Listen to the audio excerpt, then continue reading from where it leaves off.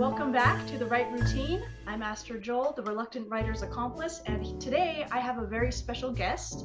This is Sean Prentiss. Sean, would you like to introduce yourself, please? Sure. My name is Sean Prentiss. I am a creative writer. A lot of my focus is environmental writing. I wrote the book Finding Abbey, which Aster has in her hands. And I also wrote a book of poems about my life as a trail builder called Crosscut Poems. And then I wrote 2 textbooks and edited 2 anthologies. I live in northern Vermont, and I love writing. I teach writing at Norwich University. So, I thought that you became a teacher after you finished this book, but in this, you mentioned that you took time off of teaching for your adventure in this. So, when did you become a teacher of writing? I started teaching at the University of Idaho as a graduate student. In 2002, I taught public speaking, and then I got a teaching position in the English department, and then started composition, and then I got hired on as a lecturer probably in 2005, and that's when I first started getting to teach creative writing.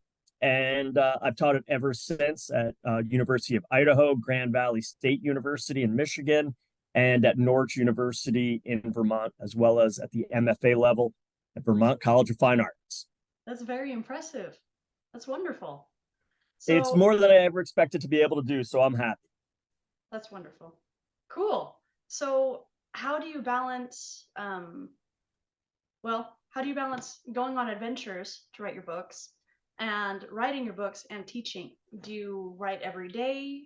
How do you prioritize your life? The simple answer is poorly. And I would like to say I have a great system that works every semester. But what I find is, so Norwich University is my full-time job. So I've got to keep that. I like my house. I like my car. I like having food to put in the fridge. So Norwich always comes first.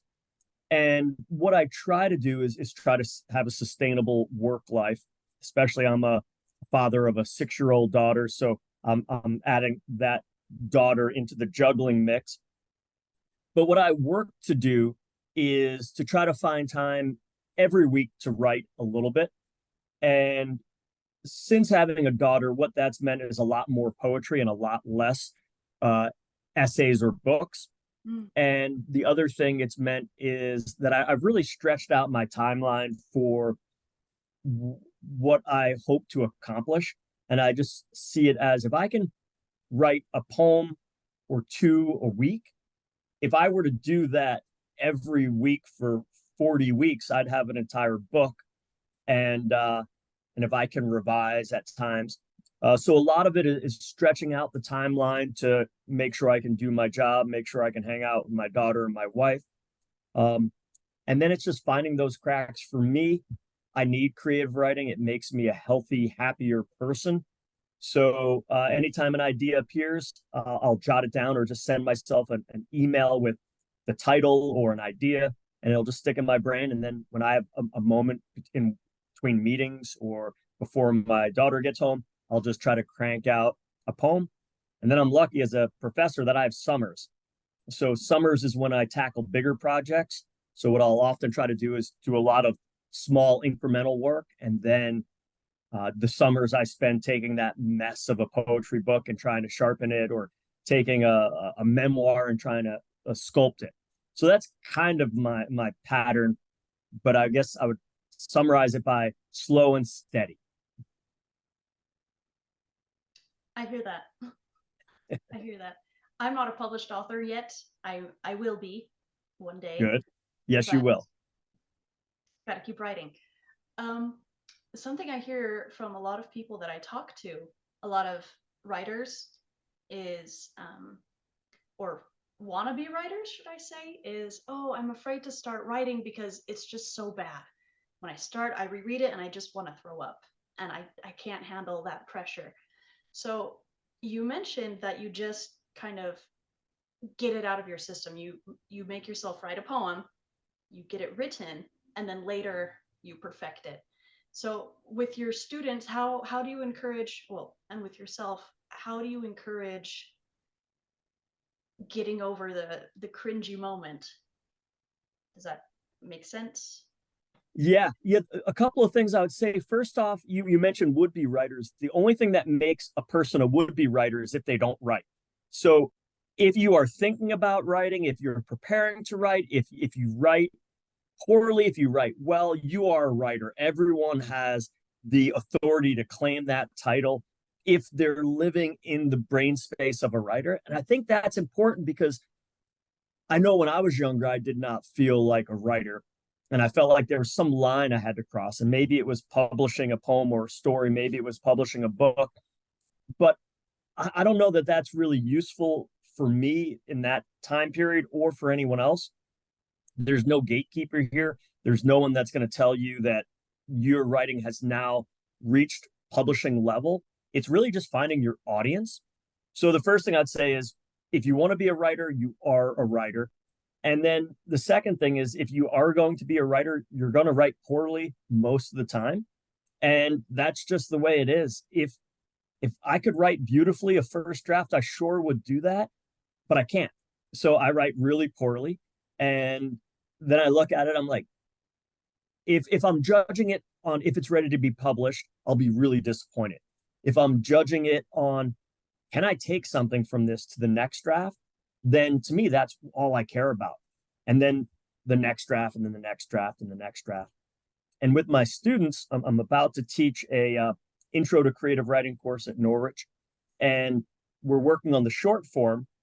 And the big thing I try to teach them is a couple things. One is try out a lot of different styles.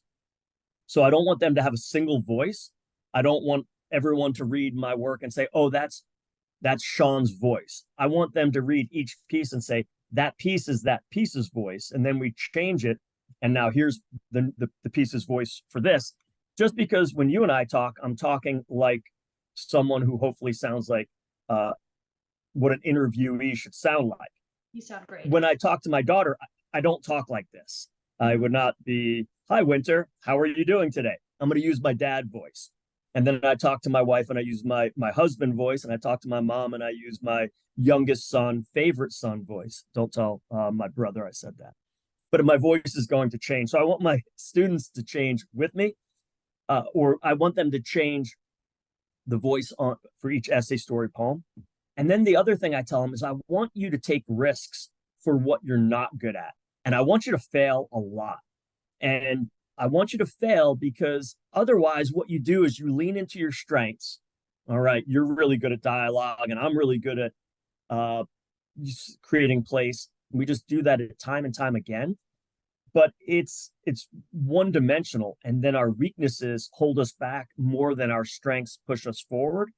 So I want my students and I want myself to figure out what our weaknesses are and chip away at them. I'm a narrative poet, I'm a narrative essayist. So I work a lot on lyrical qualities in my own writing because I stink at it. And hopefully if I can stink at it a little bit less, then it's one more thing that helps me get over that hurdle of getting published because there's one less failing I have on the page. So I gave you a bunch of ideas. Hopefully that answered your question. If not, Yeah. ask whatever part I missed. No, that was excellent. There was a talk um, that I mentioned in one of my earlier podcasts. I try to have an inspirational moment when I do just the podcast when I'm the only one there. Um, and it was of the bicycle team in England and how they were really, really bad. And they tried different coaches, different techniques to get better. And then a new coach came. His name was David. I don't remember his last name, which is, I'll find it later and maybe put it in the description if anyone wants to find this story. But instead of focusing on some new practice method or some new technique, what he said was, I want you bicyclists to be better in by 1% in everything you're doing, in the pedaling, in your prep work, in your diets, just 1% better. And that accumulated into a good margin of improvement just by being a little better in everything. So I think it's great what you're saying, being better in the things, intentionally doing the things you're bad at so that you can improve it. And when it comes to lyrical quality, I noticed that. I can tell you're a poet in this. I was reading, and several moments I thought, oh, that just sounds good. The way the words just fit together like a little puzzle piece. It just was wonderful. So I could tell. I could tell. A quick story about the process. When I took my first poetry class, I did not study creative writing as an undergrad. It was all as a graduate student. So I was a business major as an undergrad. So I came to grad school missing a lot of knowledge bases and a lot of practice. And I went to a poetry class, and my poetry professor would often write on my poems, "This is not a poem," and uh, and that just illuminates how poorly I wrote poetry. And now, if you see any poetic elements in my work, that means that I took something I was horrendous at, and hopefully I'm decent at it now. And if I can get decent at everything, then I'm a decent writer. And hopefully a couple of things are better than that. And hopefully I can keep getting published. That's really cool. Okay. Another podcast that I had was with Captain Jack. He's my brother, but he's in the army and he's a police officer and he's a writer. And while he was deployed, he wrote his first book. And what he said was, instead of worrying about making it good at the beginning, I shot for a B plus work. Um, and that just gets the job done. If you're not trying to make it perfect right at the beginning, it makes it easier just to get it done, and you can perfect it later on. And I think that's really important. And when it comes to being a writer, I think maybe I should change my mentality. I am really harsh when it comes to, like, oh, if you're not doing it, then you can't call yourself a writer. If you're not out running every day, then you can't call yourself a runner. And maybe I need to be a little softer on that. But anyway, that's what these are for, so I can learn. And I think one of my biggest skills is I have kind of amnesia of the world. And what I mean by that is I could have a terrible day today, and normally by tomorrow I can forget about it. And the reason that's useful is because there's so many people out there who will tell you that you're a bad writer or that your writing is not good enough to get published. And if you listen to them, then you internalize that. And why should you keep writing? And it's not about what I'm writing today. It's about what I'm writing 5 years from now, 10 years from now, or it's maybe just that whole journey. And, uh, and everyone is going to be happy to tell you where you stink. I can look up my reviews online and read, reviewers who love it and reviewers that hate my books. And that's not really useful. What's useful for me is I love to write. I need to write. I want to write. And if I just keep chipping away at it, then I'm a happier, better adjusted human, father, husband, friend, and maybe it'll get published as well. Mm-hmm. What was the publishing process like for you? I've had a variety of publication processes, from good to bad. I'll talk about books. So with Finding Abbey, I wrote that book before I sent it to any publishers. Then I tried to get an agent and got close a couple of times, but never got an agent. And then I sent it to some academic presses in the desert Southwest. And the dream one, they rejected. And then I went to another, and I got to the editor. The editor really liked it. And then they sent it out to readers. So they sent it out to 3 readers. The first reader read it and hated it so much that their letter was so scathing that the editor would not even share it with me. Oh. And yeah, I have no idea what was written, but I heard some general feedback, and I removed 100 pages from the book. And so that book you're holding in your hands had 100 more pages scattered throughout. And so I got rid of a strand.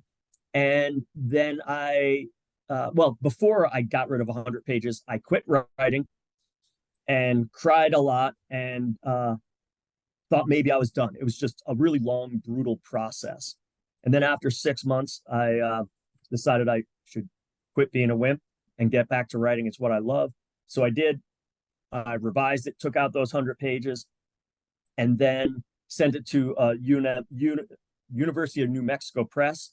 And the last chapter in the book is a chapter entitled Directions to Edward Abbey's Grave. And the editor, Clark at the University of New Mexico Press, saw that on the table of contents, flipped to there, was expecting that I gave literal directions and was going to be angry with me. And instead, I put an Abbey quote there about getting out of your car, walking, better yet, crawling on hands and knees until you bleed. And then maybe, if you're lucky, you'll find something. Mm-hmm. And when he read that, he laughed and was happy. And then he went back and he read the book and he offered me a contract. So that process was from 2008 to 2014 with some major rejections and brokenhearted qualities. So that's the hard process. And then the easy process is with Crosscut Poems. I wrote it, sent it out to some friends and some editors. They helped me revise it. When I was ready, I sent it out to the University of New Mexico Press because I love working with them. And the poetry editor, Elise, read it. And within a couple of days said she would love to publish it. And that was that. So I had one hard process, one easy process, and then different processes with my anthologies and my textbooks. But it could be anywhere in that gamut, from super easy to super hard. Wow, that's a little scary. Yeah. But I mean, it's scary on some levels, but my feeling is if you keep writing and keep looking for your audience, if you do the hard work of practicing, if you ignore the idea that you need to publish for any reason other than yourself, then you can keep improving. If you keep studying, if you keep working, I think most of us can get there. This is a complete cop-out and a complete lie, but having a book makes me no different than you. And I say it's a cop-out and a lie because as soon as I got that book, I felt different and I still feel different. But I'm no better because I have that book, other than I have that book. But that's just one person saying they like my writing. And I'm glad they do. But I don't know if, who knows if there's a second publisher that would take me, or a third publisher. So if we focus on publication above all else, all we do is stress ourselves out. And we just got to be limber and loose and have fun. That makes sense. It takes a lot of pressure off when you say it like that. There's a lot of pressure with writing if publication is the only end goal. That's true. I'd never thought of that. That's definitely true.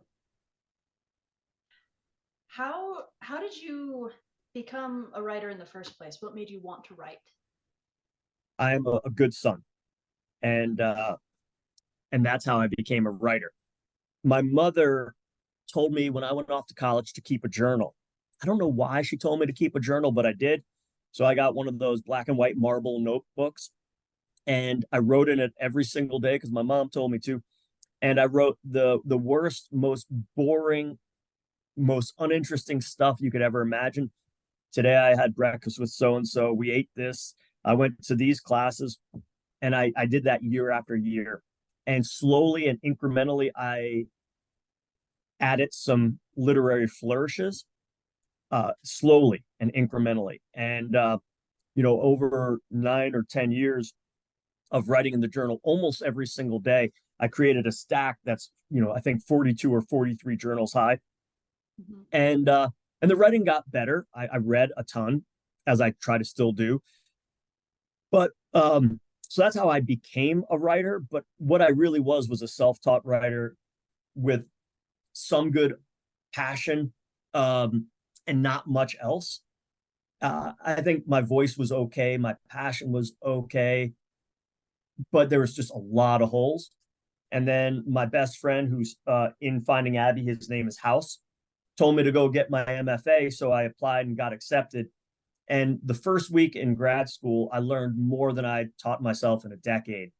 Mm-hmm. So my mom helped me become a writer. But then, learning from others, for me, it was so valuable because I didn't know what I needed to learn. I didn't know how to learn it. I didn't know why to learn it. So going to grad school and just having Kim Barnes and Mary Clearman Blue and Joy Passanante guide me, just, they're like, okay, you stink at that, you stink at that, you stink at that, work on these things. And it could be something as little as grammar. And I just remember my professor, Mary Blue, just being like, you've got to work on your grammar.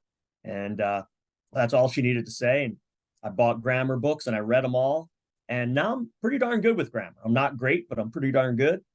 And then, other professors just saying you need to work on this or work that. People saying that my poems were not poems meant that I was doing something wrong and I had to figure out how to solve that. So that's how I became a writer. But I would also say I'm still becoming a writer. I'm working on poems that are all about science and math. So I'm bringing in all this weird science and math language. They're odd, they're weird. I'm trying to be really lyrical with a lot of them because, again, I stink at that. So I'm trying to reinvent my writing style with each book project or essay or story. I'm trying new techniques. I'm writing an entire essay about my cabin in Colorado where I speculate or reflect almost the entire time. So there's very little chronological forward movement, and instead it's all up in here because that's how we live our entire lives in our head. So I'm always trying to play as a way to grow.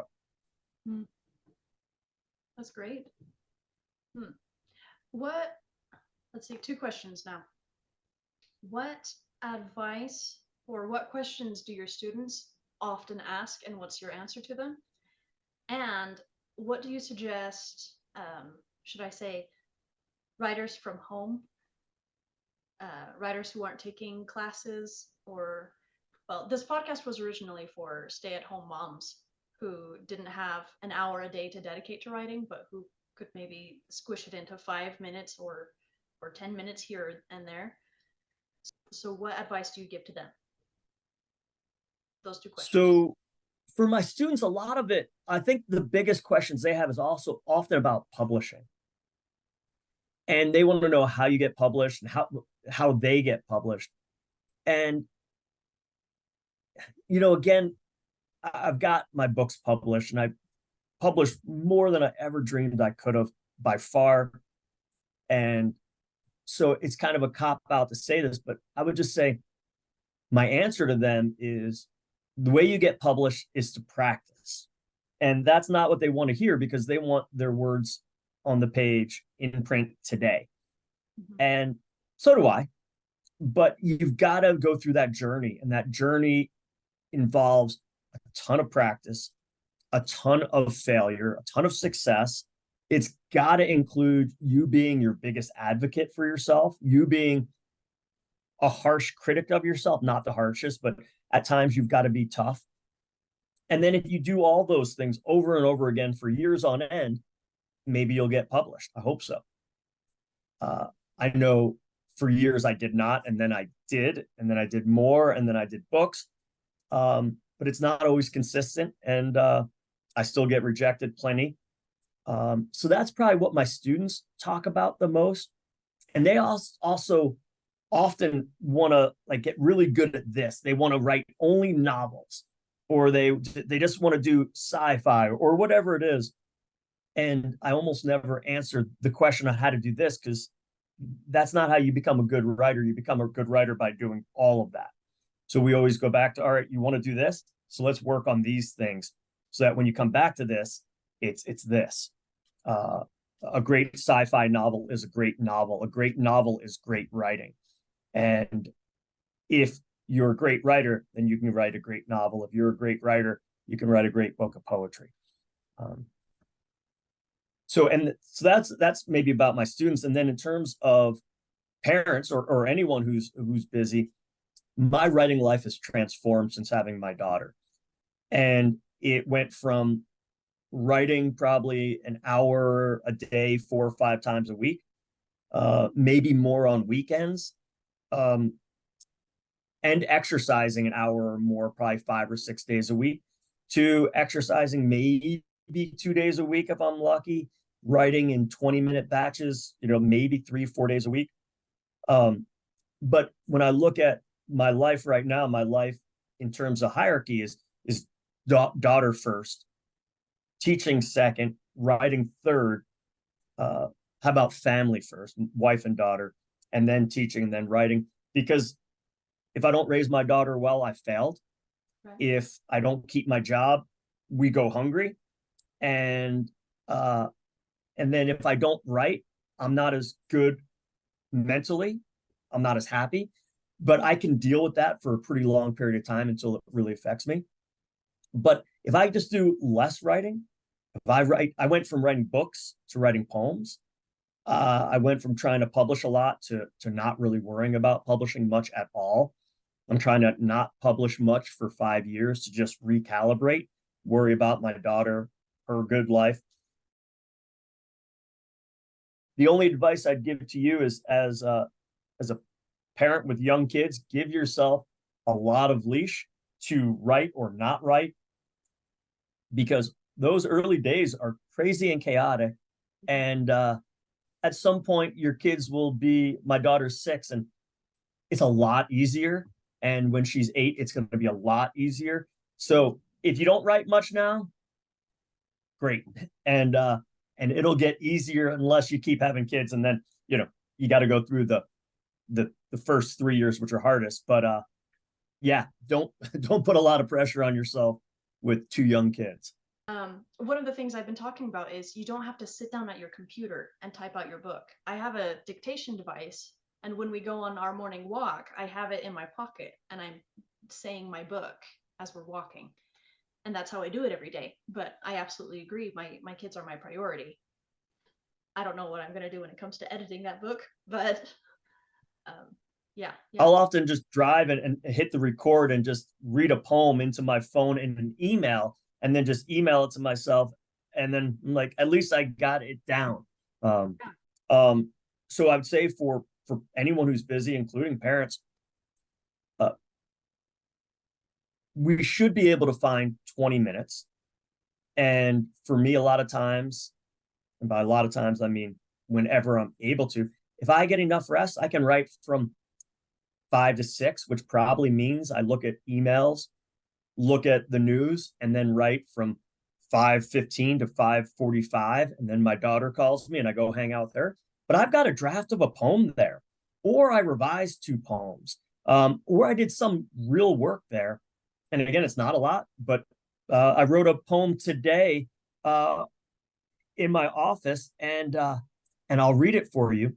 And I'm going to read it for you, not because I think it's good, but because I think it's horrendous. And I want you to just know, like, this is a second draft. I have the weird distinction of being the poet laureate for the Vermont Forest Cemetery. So it's the first green burial cemetery in Vermont. And so I'm now writing poems for them. And they just had their opening ceremony. And I thought I better write a poem for them now while I'm thinking about it, because I need to send them another poem soon. I just wrote this poem. I think it's terrible, but I'm not worried about that because I'm not trying to publish it yet. But here it is. This land was once Abenaki lands of hunting and ceremony and migration. This land was once home to potatoes and hay and sheep and the men and women who sawed down all the trees. This land was once forgotten and allowed to fallow itself into sentinels of Norwegian pine and an understory of ash, birch, and maple. This land today and yesterday and tomorrow sits in the geographic center of Vermont on the flanks of the third fold of the Green Mountains. This land today is as it always is, itself and evolving, home to humans and wildness. This land today, as always, embraces us, pulls us into it, sustains us, and will forevermore. So when I look at that, there's some turns of the phrase I like, there's some ideas I like, but there's also, it doesn't look like a poem. It looks like prose right now. And I don't know if it's organized right. I don't know if my final idea is what I want it to be. But if I wake up tomorrow morning early and work on it again and do 2 or 3 rounds of revisions, it'll be better. And then if I do that 2 more days, it's probably ready to share with the Vermont Forest Cemetery. I loved it. Thank you. Thank you. I appreciate that. It's got a lot more work it needs to get done to it before it's ready. No, but it exists. Like you said, it's started, and that's enough for now. Yeah. Yep. Wow. Okay. Well, I wish we could keep talking, but we're just about out of time. So could you tell us, tell the audience where they can find you, where they can find your books, and I'll have the descriptions below I'll have the links below in the description. But tell us a bit more about the things you've published and where they can find you. Happily. If you like environmental writing, adventure writing, travel journeys, I wrote Finding Abbey, The Search for Edward Abbey and His Hidden Desert Grave, which is a book about Edward Abbey, a famous environmental writer that you all should read. And when he dies in 1989, his friends bury him in a hidden desert grave, and I go searching for that grave as a way to figure out who Ed Abbey was, why he's still important, but also what I should do with my life as a person living in a city who was unhappy with city life. So that's my first memoir. Then I wrote Crosscut Poems.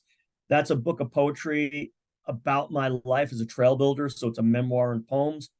I was a trail builder in the Pacific Northwest, so it goes through a season of digging trails there. I also have written 2 textbooks for Bloomsbury. One is called Environmental and Nature Writing. So if you want to be an environmental or nature writer, that textbook might be for you. If you love creative nonfiction, which I do, it's my writing heart is creative nonfiction. You can read advanced creative nonfiction. We see it as like a senior college level or graduate level textbook. I'd never found a textbook like that. They were all kind of intro or intermediate, lower level textbooks. So my friend Jessica Hendry Nelson and I wrote that textbook for that audience. Joe Wilkins and I wrote Environmental and Nature Writing. Read both of their works. They're spectacular. Joe and Jess teach me about how to be a lyrical writer. They're so beautiful on the page and so smart. And then I have 2 anthologies as well. One is really old about creative nonfiction. The other is called The Science of Story, the Brain Behind Creative Nonfiction. And what I did there is with Nicole Walker, one of the most brilliant creative nonfiction minds out there, we got together a bunch of writers who wrote about how science affects creative nonfiction or creative writing. So when we're told to show, not tell, or show and tell, I always wondered why. And no one could ever tell me until I discovered stuff about cognitive and neuroscience, about how the brain works. So there's reasons that when we are shown things, our brains activate in specific ways that make us feel as if we're there. So if you and I start talking about food, we can get hungry just by talking about food. So that book looks at science and how it teaches us about creative writing through a bunch of essays by a variety of great writers. And then the most important book is my next book. So that's what I care about the most. So I'm always excited to just write. So I'm excited to play with those. Wonderful. Well, thank you so much. And audience, make sure you check those out. And thank you so much for being here, Sean. We'll talk to you later. Thanks, Aster. Bye. Bye.